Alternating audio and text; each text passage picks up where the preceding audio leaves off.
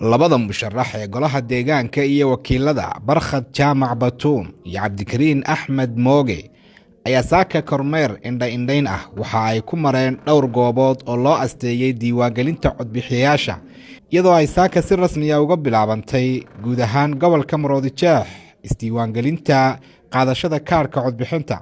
Labadan musharax ayaa intii ay ku jireen kormeerkooda waxa ay la kulmeen dadkii iyagu goobtaasi iska diiwaangelinayay, waxaana dadkaasi la wadaageen cabashooyin kala duwan oo ay ugu horeyso habsan badan oo ku jira dhanka diiwaangelinta qalabka. Kormeerka kadib waxa ay labada musharax si wada jir ah fariin ugu direen komishanka doorashooyinka oo ay ugu baaqeen inay si degdeg ah wax uga qabtaan cabashooyinka kala duwan ee ay ku soo arkeen goobihii kala duwanaa ee ay tageen, waxayna sidoo kale fariin u direen dhammaan dadka ku nool gobolka Maroodijeex waxayna ugu baaqeen inay si habsami leh isku diiwaangeliyaan.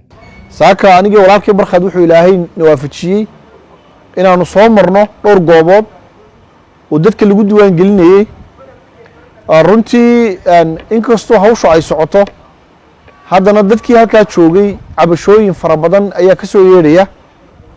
meelaha qaarkood hawshu way xaniban tahay oo shaqadu ma socoto, meelaha qaarkoodna waqti aad u fara badan ayay qofku ku qaadanaysaa inuu isdiiwaan geliyo.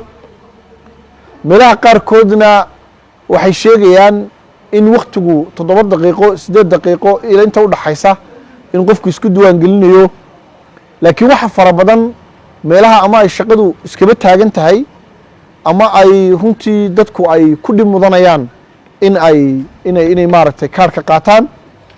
waxaa sidoo kale dadkii halkaa joogay ee ilaa saaka joogay ay noo sheegeen in runtii shaqadu ay gaabis tahay oo hadday sidan ku socoto aan dadka joogaaba aanay markaa isdiiwaan gelinayn. komishanka doorashooyinka qaranka annagoon dhaliilayn xushmadu hayna u ducaynayna inay shaqadooda u qabsoonto sida ugu wanaagsan ugu qabsoonto. waxaan ka codsan lahayn inay tiimo wareejiyaan, tiimo mara goobaha, cilad saaro kombiyuutarada, meesha shaqadu gaabiska ta ogaada sababta ay gaabiska u tahay, si markaa shaqadu ay sida ugu wanaagsan inoogu qabsoonto. reer Hargeysa 4 cisho ayay haystaan oo ay isku diiwaan geliyaan. waxaan si sharaf iyo milgale uga codsanayaa dadka aan hore isu diiwaan gelin iyo kuwii qaan gaadhayba inay isdiiwaan geliyaan oo 4 cisho ay ka faa'iidaystaan. Hargeysa ha toosto, hurdada ha ka kacdo, hay sabaabusho, hadhow xildhibaankaa doonto u code, xisbigu doonaba ha ka sharaxnaade. laakiin maanta baryadu waxay tahay dhawaaqu wuxuu yahay, codsigu wuxuu yahay isdiiwaan geli. inagoon xisbiya kala lahayn, inagoon qabiilooyin kala lahayn, inagoon xaafado kala lahayn, qof kastoo muwaadini maanta waa inuu isdiiwaan geliyaa. sida Cabdikariin sheegay komishanka dhaliili mayno, laakiin farsamo ahaan waxaad moodaa in culays badani jiro oo dadkii muddo ay taagan yihiin. markaas si xushmad iyo qadarinna waxaanu madaxda komishanka uga codsanaynaa inay guddi farsamo oo kormeera sameeyaan, hadba siday ciladu halkay ku timaado ay degdeg howlaha uga qabtaan. halkan waxaan jeclahay inaan baaq uga diro shacabka reer Hargeysa.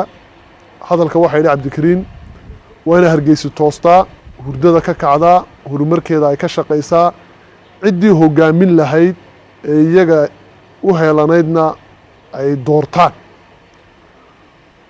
muwaadiniinta waxaan leeyahay 4 cisho waanu ognahay inaad milic istaagaysaan, waanu ognahay inaad danihiina seegaysaan, laakiin 4 cisho waxaad go'aaminaysaan 40ka sanee soo socda sawirka hogaamintiinu Somaliland say noqon doonto. 4 cisho waxaad go'aaminaysaan inaydun heshaan cid caasimadda idinka shaqaysa, wadooyinkeeda, caafimaadkeeda, quruxdeeda, qiimaheeda.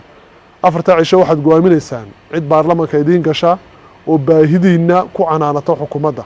ma ogtahay macmiil in shirkadda Somtal ay ku daafurtay wejigii labaad ee abaalmarinta 5,000 ee hadiyado, taasoo ay ku jiraan 10 baabuur oo cusub oo Hyundai ah, mobaylo, talaagado, qasaalado, tablets, dhammaantood baa shirkadda Samsung, dahab iyo dalxiis hoteelada damal ah ayaa kugu jirta hadiyadaha iyo sidoo kale accounts dahabshiil ah oo ay lacag kugu jirto haddaba si aad uga mid noqotid guulaystayaasha fadlan si joogto ah u isticmaal adeegyada Somtel sida ku hadalka internetka iyo adeega casriga ah ee e-dahab mar kasta oo aad isticmaashid adeegyada kala duwan ee shirkadda Somtel waxaad fursad u helaysaa inay heladaada iyo asxaabtaada ay ku codeeyaan bil kastana toddobaadka u dambeeya waxa uu serverka Somtel uu soo xuli doonaa kontonka macmiil ee ugu codka badan leh ee u gudbi doona wareegga labaad tusaale ahaan macmiil gal qaybta fariimaha ee telefonkaaga kadibna geli telefonka qofka aad doonaysid inaad u codeysid adiga oo u diraya lambarka 5000 waxaad ugu diri kartaa si lacag la'aan ah ama bilaash wixii faahfaahintaasi dheer nagala soo xidhiid